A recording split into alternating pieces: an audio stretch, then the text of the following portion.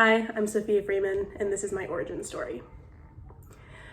My mom has been visually impaired for as long as I can remember, before I was born, and that has made it hard for her to do a lot of things. Some that I never really thought about, and some that I would see her impacted by daily. One of these things would be tennis. My family has also played tennis for as long as I can remember, and we love the sport. We often love to play it together, and I would notice that it would be hard for my mom to play tennis with us. She's visually impaired. It would be difficult for her to make contact with the ball because of her depth perception. So this was something that I really thought there needed to be a solution for. At the time, I was also a Girl Scout. I had been since kindergarten, so I was working on my Girl Scout Gold Award project.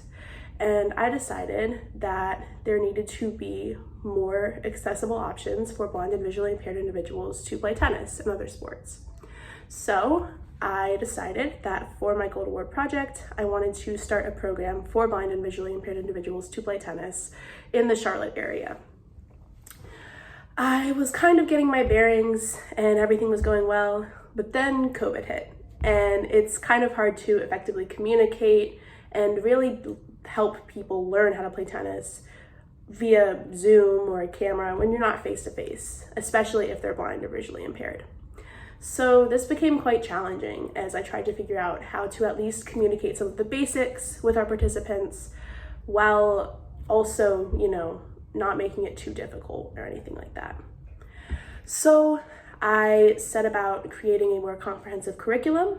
I found a partner, which was a bit difficult during COVID, but I partnered with the Mecklenburg County Parks and Recreation Department to start an official tennis program for blind and visually impaired individuals in the Charlotte area. And this was really great because then I also got to work with kids and young adults, as well as other adults like my mom who have been visually impaired. So this was more successful, and it was really awesome to be able to work with people in person and therefore be able to more effectively teach and communicate with all sorts of people. So I would say that although this program had its challenges, it was incredibly dedicating, and through a lot of perseverance and learning and just figuring out how to try and empathize with others and see things from other perspectives, I was able to accomplish that with the help of my community, my peers, and most importantly, my mom, who has been able to enjoy tennis more now than ever through the program and also with our family. So as I am currently I'm pre-business, but I'm a business administration and public policy major at the University of North Carolina at Chapel Hill with an entrepreneurship minor.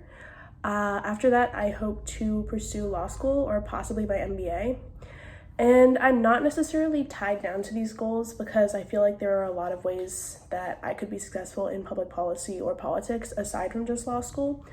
But I would also be interested in business consulting or even political consulting or working for a political campaign.